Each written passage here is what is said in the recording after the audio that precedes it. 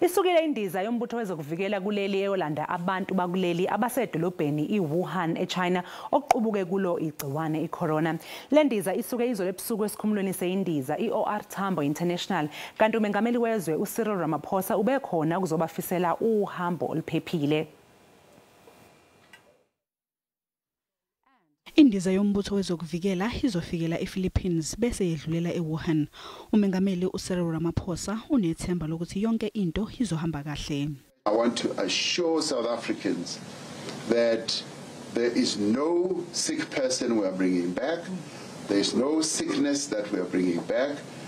And those who might have concerns that the quarantine area, which we are not going to disclose now, may be too close to where they live, I can assure you that no disease is going to spill out of that area because they are not sick, and we just making absolutely certain. Ungqongqoshe wezokuvikela uthi umbutho wezokuvikela kuleli uzokwazi ukusingatha ngendlela efanele lo msebenzi.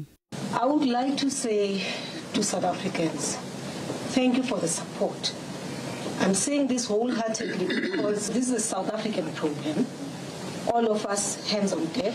Nongqongqoshe wezempilo uthi kuyathokozisa ukuthi ekugcineni lolu hambo lufezekile. For us, this is a very important time for all of us as South Africans to work together because we will be able to deal with this problem.